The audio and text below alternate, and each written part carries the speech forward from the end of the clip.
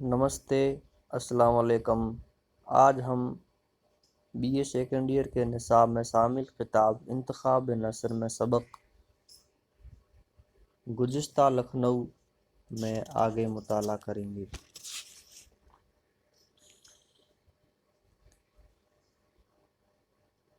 قیصر باغ کا اندرونی صحن جس میں چمن بندی تھی جلو خانہ کہلاتا،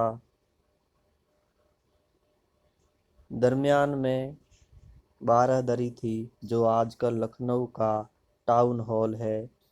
اس میں کئی عمارتیں اور بھی تھیں جو اب باقی نہیں ہیں۔ اس کے باہر یہاں سے متصل ہی بہت سی شاہی عمارتیں تھیں جنہوں نے اس قلعہ زمین کو عجوبہ روزگار بنا دیا تھا۔ یہ عمارتیں بھی قیصر باغ کے مشرقی فاٹک کے باہر تھیں۔ لوگوں کو اس فاٹک سے نکلتے ہی دونوں جانب چوبی اسکرینیں ملتی تھیں جن میں سے گزر کر وہ چینی باغ میں پہنچتے۔ وہاں سے بائیں ہاتھ کی طرف مڑ کر آپ جل پریوں کے ایک عالیشان فاٹک پر پہنچتے جس پر مدارالمہام سلطنت نواب علی نقی خاں کا قیام رہتا تھا تاکہ ہر وقت جہاں پناہ سے قریب رہیں اور بوقت ضرورت فوراً بلائے جا سکیں۔ اس فاٹک کے اس طرف حضرت باغ تھا اور اندر ہی داہنی طرف چاندی والی بارہ دری تھی۔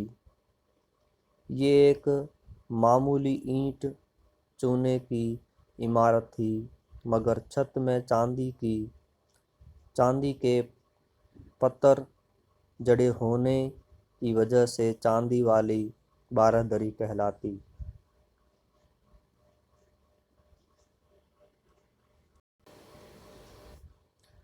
اسی سے ملحق کوٹھی خاص مقام تھی جس میں خود جہاں پناہ سلامت رہتے اور وہیں نواب سعادت علی خاں کی بنائی ہوئی پرانی کوٹھی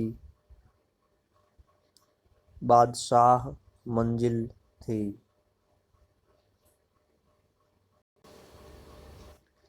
سال میں ایک مرتبہ قیصر باغ میں ایک عظیم الشان میلہ ہوتا تھا جس میں پبلک کو بھی قیصر باغ میں آنے کی اجازت اور جہاں پناہ کی عشرت پرستیوں کا رنگ دیکھنے کا موقع مل جاتا۔ بادشاہ نے شری کرشن جی کا رہس جو ہندوؤں میں مروج ہے دیکھا تھا اور شری کرشن جی کی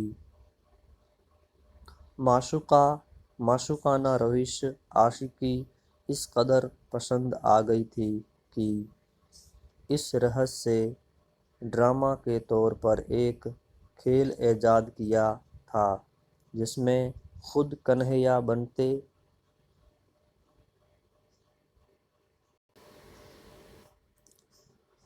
مخدرات عصمت آیات گوپیاں بنتی اور ناچ رنگ کی محفلیں گرم ہوتیں۔ کبھی جوش جوانی کے جذبات سے جوگی بن جاتے، موتیوں کو جلا کے بھبھوت بنائی جاتی جس کی بدولت فقیری میں بھی شاہی کے کرشمے نظر آتے۔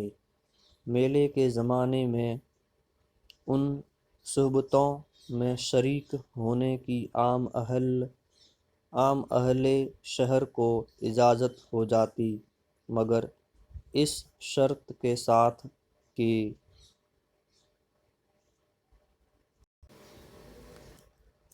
گیروے کپڑے پہن کر آئیں، جس کا نتیجہ یہ تھا کہ 80 برس کے بوڑھے بھی شنگرفی کپڑے پہن کے چیلا بن جاتے اور بادشاہ کی جوانی کے بادائے طرب سے اپنے بڑھاپے کا جام بھر لیتے۔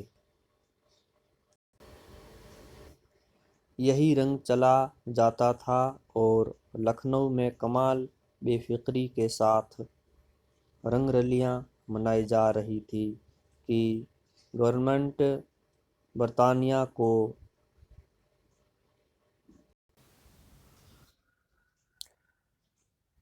ریزیڈنٹوں نے یہاں کے حالات سے آگاہ کیا اور وہاں کے بورڈ نے یہ فیصلہ کر دیا کہ ملک اودھ قلمرو برطانیہ میں شامل کر لیا جائے۔ اس حکم کی تعمیل کے لیے انگریزی فوج لکھنؤ میں آئی اور یکایک خلاف توقع بادشاہ کو حکم سنایا گیا کہ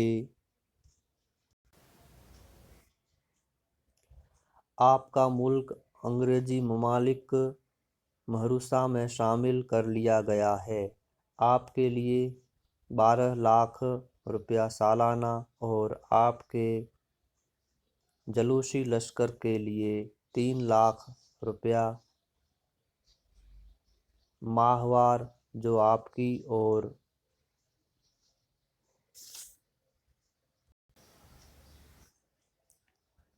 وابستگان دامن کی ضرورتوں کے لیے بخوبی کافی ہے، مقرر کی گئی، اور آپ کو اجازت ہے کہ شہر کے اندر آرام سے بے فکرے بن کے بیٹھے اور رعایا کی فکروں سے آزاد ہو کر بے غل و غش رنگ رلیاں منائے۔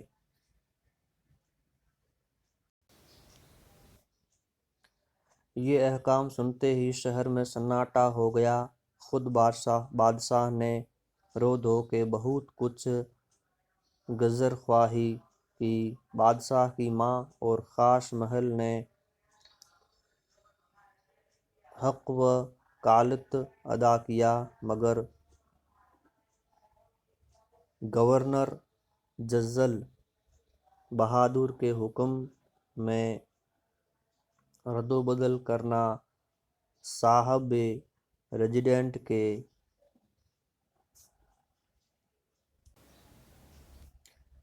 اقتدار سے باہر تھا۔ ایسٹ انڈیا کمپنی کی گورنمنٹ نے بغیر کسی زحمت و مزاحمت کے ملک اودھ پر قبضہ کر لیا اور بادشاہ میں اپنی والدہ، ولی عہد، خاص محلات اور جانشار رفقا کے کلکتے روانہ ہوئے کہ انگلستان جا کے اپیل کریں اور اپنی بے گناہی ثابت کر کے انتزاع سلطنت کے حکم کو منسوخ کرائیں۔ شکریہ، آگے کل مطالعہ کریں گے۔